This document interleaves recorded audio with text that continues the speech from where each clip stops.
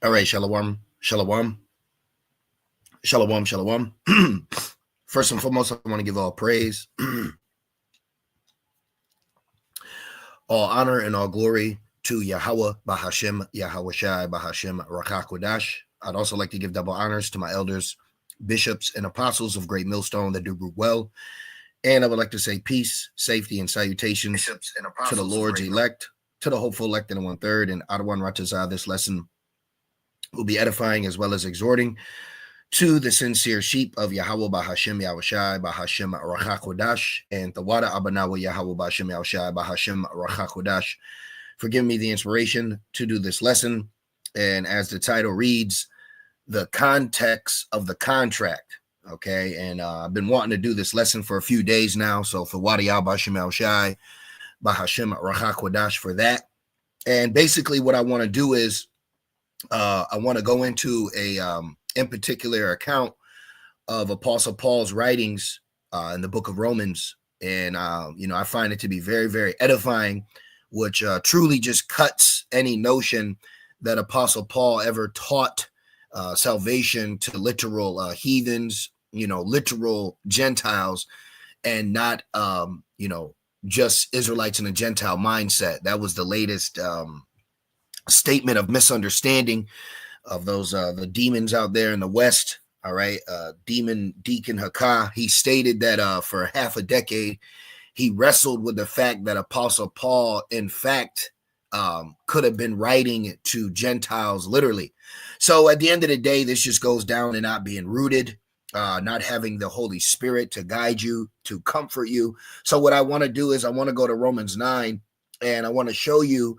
Let me see how many precepts were quoted. 1, 2, 3, 4, 5, or about 5 precepts, 4 or 5 precepts in the book of Romans that Apostle Paul is using while speaking to Gentiles, which is proving you that he knows he's speaking to Israelites that are in a Gentile mindset. So let me just go like this. Let's go right here.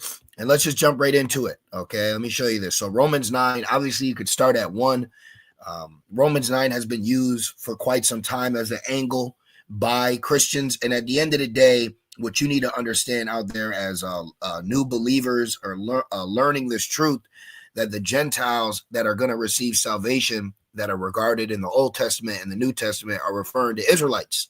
Okay, salvation by contract is only for the nation of Israel. And that's why I wanted to do this lesson is context in the contract. So anytime you say, well, it says all men, brother, or it says every, well, you got to understand though, at the end of the day, it's all men that fall under this contract. Okay, the best way I can explain it is, you could read another man's contract. You can see all the benefits that are being given to him. But if your name is not on that contract, then none of those benefits, promises, or guarantees are directed towards you. It's very simple.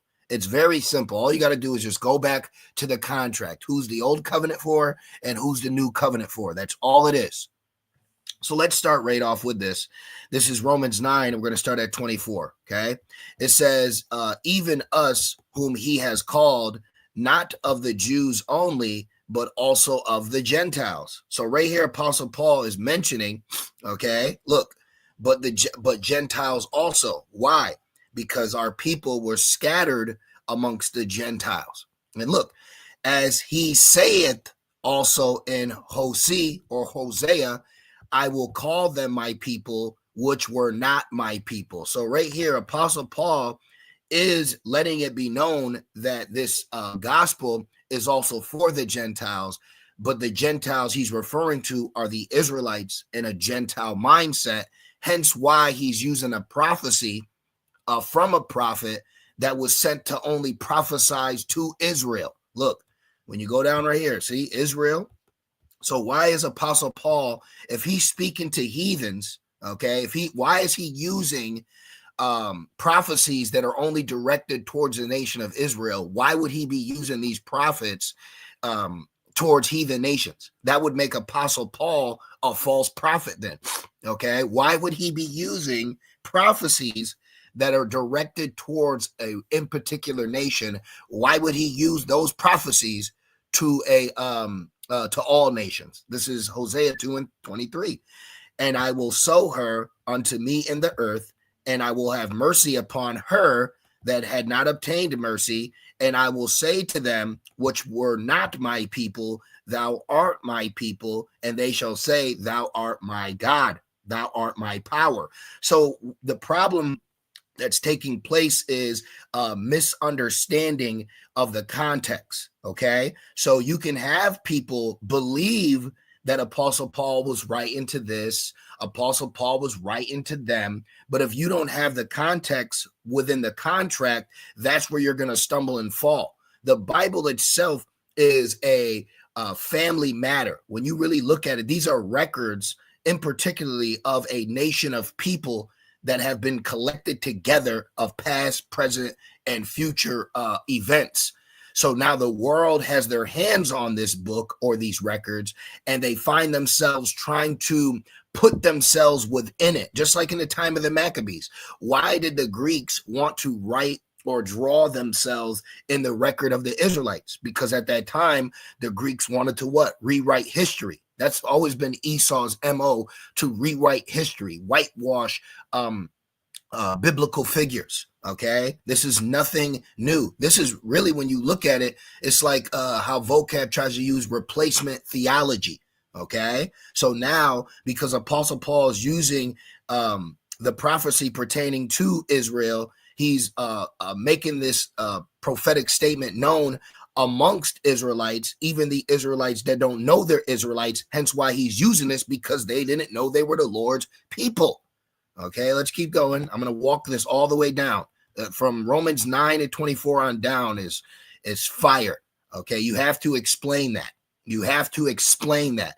Okay, because this answers it. If you really think Apostle Paul was actually writing to literal Gentiles, meaning anybody in the world outside of Israelites, you're highly mistaken. You're just highly mistaken.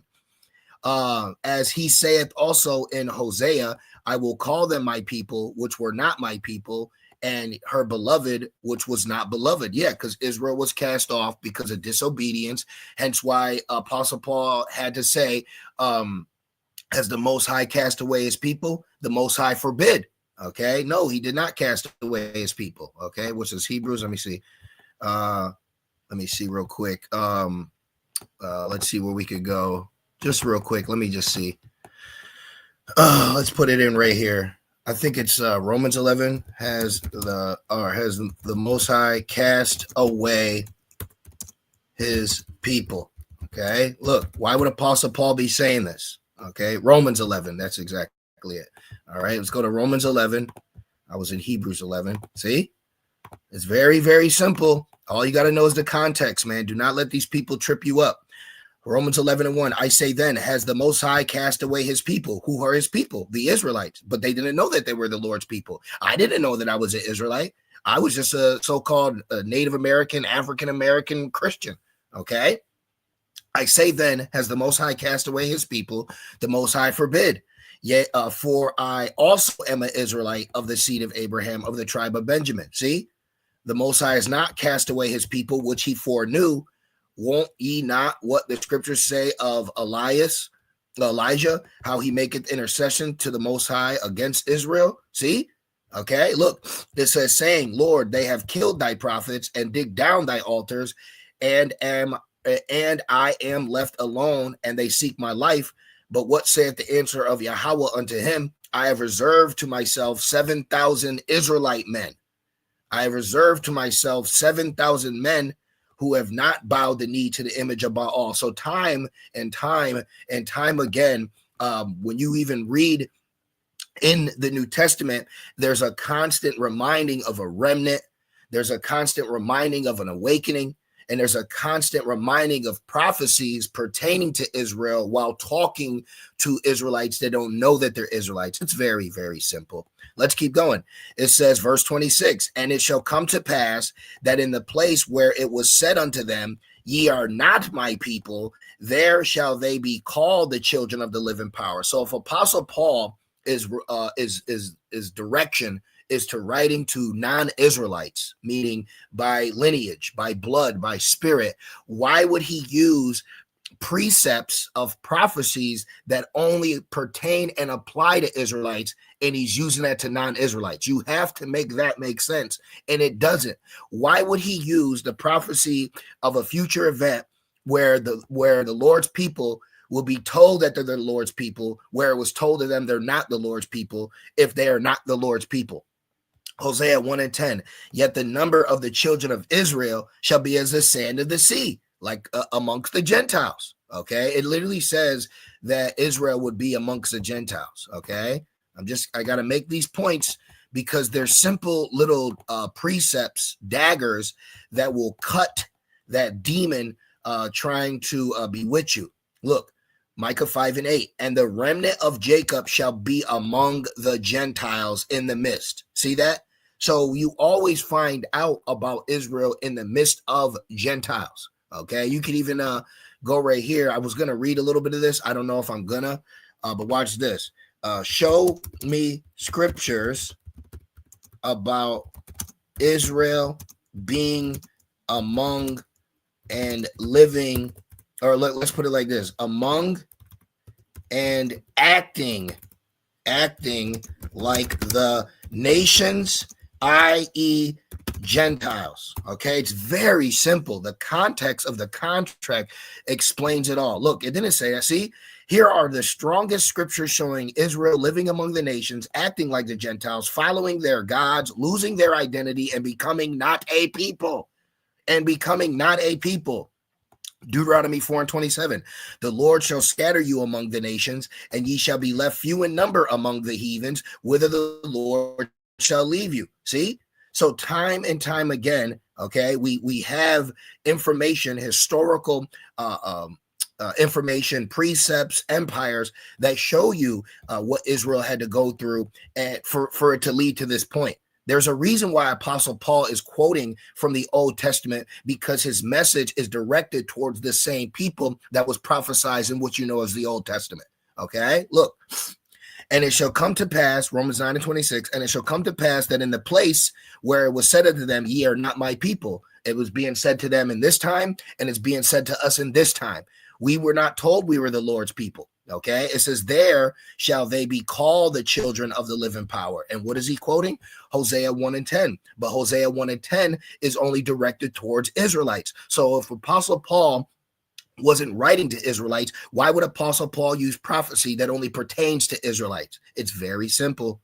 Hosea 1:10, yet the number of the children of Israel shall be as the sand of the sea, which cannot be measured nor numbered. And it shall come to pass that in the place where it was said unto them, ye are not my people, there it shall be said unto them, ye are the sons of the living power. See? So Apostle Paul is using precepts that only pertain to Israelites, but he's using these prophetic precepts to Gentiles. So what does that? Put your thinking cap on, okay? And Gentile just means a nation. Let's actually look this word Gentile up, because that's a big issue too. It's just this word. See, ethnos. It's this word that people get caught up on. See, a multitude, a tribe, nation, people group, the human family. See, in the Old Testament, foreign nations not worshiping the true power, pagans, Gentiles. Paul uses the term for Gentile Christians, Israelites. See, race, okay, non-Israelite, heathen, people, okay. So when he's referring to Israelites that don't know they're Israelites, what is he going to call them? You humans over there, any of you Gentiles that believe, come this way, because the word is what gathers you. That's the whole point, what people miss and don't understand. I want all you to repent. It's an isolated conversation that's being had in public. I'm telling you, the context is remarkable. So let's keep going, because they always use that against us, context, you know. Romans 9:26. So we got another example. Let's keep going. Verse 27. Isaiah also crieth concerning Israel. If Apostle Paul is only speaking to foreign nations, okay, or if he's just about Gentiles, why is he using prophecies pertaining to Israelites and future events when speaking to these people then? See? That's why it says, with all thy getting, you have to get understanding. You have to understand. And I remember when I was first learning, this was meat for me. Not that I didn't believe it or didn't per se understand salvation was for us, but actually being able to study it, receive it, and teach it. That's what proves this is meat. So the best thing to do is to humble down. That's why it says in Sirach or Ecclesiastes 5, when you go to the house, be more ready to hear, because you can give the sacrifice of a fool, because everything outside of this understanding is a misunderstanding, because they don't have the Holy Spirit. It says, Isaiah also crieth concerning Israel. Though the number of the children of Israel be as the sand of the sea, a remnant shall be saved. So here it is again.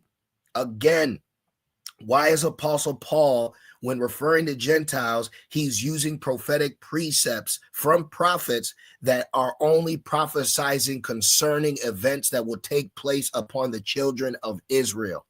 Isaiah 10:20, and it shall come to pass in that day that the remnant of Israel and such as are escaped of the house of Jacob shall no more again stay upon him that smote them, like us now, but shall stay upon Yahweh B'Shem Yahushai, the Holy One of Israel, in truth. The remnant shall return, even the remnant of Jacob, unto the mighty power. See? So there's a remnant of Jacob that's going to return. And that remnant that's going to return is returning even from Gentile nations. Okay? You were amongst these people. You were amongst the heathen. And then you got called back. Okay? Psalms 106:34. They did not destroy the nations, but were mingled among the heathen, and learned their works, and they served their idols, which were a snare unto them. Mingled among the Gentiles, picked up Gentile customs, became spiritually Gentile. See? It's in context. You cannot refute this, man. Okay, so that understanding that they have pertaining to I believe Apostle Paul was actually writing to Gentiles is a lie, because they don't have the understanding. And it's right here. It's funny, in Romans 9, it breaks it all the way down. Let's keep going. Don't got to make this too long. Just trying to precept upon precept. So verse 28, for he will finish the work and cut it short in righteousness, because a short work will the Lord make upon the earth. Look, verse 29. And as Isaiah said before, except the Lord of Sabaoth had left us a seed, we had been as Sodom and been made like unto Gomorrah. See? What's he quoting? Isaiah 1:9, except the Lord of hosts had left unto us a very small remnant of Israelites, the elect, the house of David, we should have, and amongst the house of David, what do you had? You had the Tishbite. You had men that were Israelites, but they had heathen lands attached to their name. Does that make them heathen? No. We're called African Americans. Doesn't make us heathen. We're called an African, which is Hamites, and an American, which I guess you could say Edomites, So Gabar, you know what I mean? Like, so what do you, oh man, it's simple. This is why you don't got to complicate it. It's very simple. Context in a contract.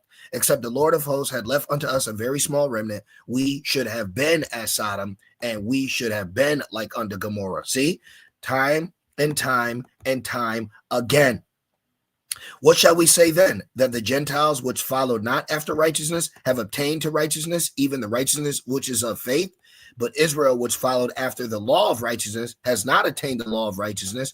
Wherefore, because they sought it not by faith, but as it were by the works of the law, for they stumbled at the stumbling stone. See? So this is all regarding Israelites.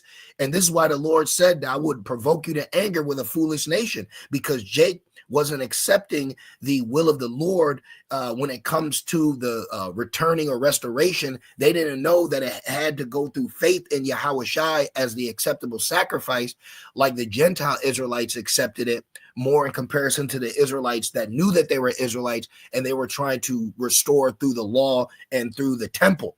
Okay, this is why the Lord used the Gentile Israelites, or i.e. the foolish nation, to provoke the Israelites that knew they were Israelites. You see? So the context in the contract is very, very simple. And when you start from verse 24, Apostle Paul, referring to Israelites and Gentile, uses over 1, 2, 3, 4 different prophetic precepts that pertain to Israel being restored. So why would he use that if these are other nations in the midst of Israel? It's because Apostle Paul was only writing to Israelites, even though those Israelites were scattered amongst the Gentiles. I cannot tell you to, going back to the contract, if I got signed to a team, I cannot tell you about what we're going to be doing tomorrow because you're not on the contract, so you can't get those benefits. So even in that aspect, let's go to Hebrews. Even in that aspect alone, that cuts it. Okay. If you think that Apostle Paul was actually writing to non-Israelites, well, then that would be in vain, because how could a non-Israelite receive salvation, and that salvation is coming through the contract that were only given to the Israelites? You gotta really put these things together. And why, if Apostle Paul is writing to the Gentiles, why is he bringing up in Hebrews the new covenant that's only for Israel? If he's an apostle of the Gentiles, meaning literally, to your understanding, heathen nations, when Jake is known in the precepts, in the history, to say we will be like the heathen. So yeah, these guys, they don't got it. Okay. Hebrews 8 and 7, for if that first covenant had been faultless, then should no place have been sought for the second, for finding fault in them being Israelites. He saith, behold, the days come, saith the Lord, I will make a new covenant with the house of Israel and with the house of Judah. So where does your understanding that Apostle Paul was specifically going after literal heathen nations, if right here he's reiterating the new covenant that's only for the nation of Israel? Context in the contract cuts everything. This is why Christians say all men, everybody. So they're using grammar as a window of opportunity. And you know what the scriptures say about a thief creeping through the window? It says, not according to the covenant that I made with their fathers in the day when I took them by the hand to lead them out of the land of Egypt, because they continued not in my covenant and regarded them not, saith the Lord. For this is the covenant that I will make with the house of Israel after those days, saith the Lord. I will put my law into their mind and write them in their hearts. Oh, let me add this in real quick. This thought just came to my mind. So in the first covenant, who delivered that to us? Moses. Now, what we went through was a sacrifice. Okay, we made a covenant by sacrifice by the first covenant, right? Who delivered the new covenant to us? Yahweh Shai. And how do we participate in that new covenant and the blood of Yahweh Shai? By the Passover. Okay, so right here, you have to be an Israelite and you have to partake in the custom that took place to bridge us to the new covenant. So how could that be anybody else can now fall into this, when that means heathens have to go to your Passover and they got to drink the wine and reverence Yahweh Shai's blood? You see, it don't make sense. The context is what cuts everything. Do not let these guys try to woo you back into this dismal, disgusting world of lies and confusion. It's very simple. It's very simple. It says, for this is the covenant that I will make with the house of Israel after those days, saith the Lord. I will put my law into their mind and write them in their hearts, and I will be to them a God, and they shall be to me a people. Okay, so what is Apostle Paul quoting right here? He's quoting prophecy pertaining only to Israel. When you go to Romans, what is Apostle Paul doing here? He's quoting prophecies only pertaining to Israel, even though he's talking to what you people have called and just centered your mind around Gentile. So when it says Gentile, you immediately, let's do a test. Let's see what this says. Let's see what Babel says. I'm just curious. I'm about to end this lesson. In the Bible, can Israelites be also called Gentiles? Or in the Bible, have Israelites been called, I guess I'm asking it twice, called Gentiles? Let's see what it says. And then if it doesn't, let's see. Your new version. Boom, look at this. Look, it gave me two different answers. Yes, the Bible absolutely shows Israelites being called Gentiles. Yes, according to the Bible, Israelites can be called Gentiles, and there are multiple passages where Israelites are literally referred to as Gentiles, heathen, nations, or not a people. That's why you have to understand the context within the contract. Okay, it's very simple. Look at this. Look at all this good information here. So do not let these guys try to trip you up with their misunderstanding. They dropped the ball, they fumbled it, and like Elder Yahshua would say, we picked it up. Okay, very simple. Look at this. Ephraim has mixed himself among the people. It's simple, man. You just at this point, I mean, there's a lot of good information here. You know, I write it down. I would go through it, you know, proof check it. Look at all this. Continue from there. Look at all this. You can't refute this. You can't refute this. You cannot refute this. But yeah, man, that's the lesson. Okay, I just wanted to go into how Apostle Paul, when referring to Gentiles, why is he using precepts that only, or prophecies that only pertain to Israel? If Apostle Paul is speaking to literal heathen Gentiles, why would he use prophecies that only pertain to the nation of Israel? Then that would make Apostle Paul false, which is not true. See? So yeah, that's the point. I'll end it off. Hebrews 8:13. In that he saith the new covenant, he has made the first old. Now that which decayeth and waxeth old is ready to vanish away. See? So we're waiting for this to be fulfilled. We're waiting for this to be fulfilled. And going back, I just want to make this point again. It makes sense why Apostle Paul would use scriptures like Hosea, because that's what was taking place in the time of the gospel being spread. And Israelites in foreign lands were spiritually waking up like us today in this foreign land, Babylon, then hearing the gospel and then waking up. Okay.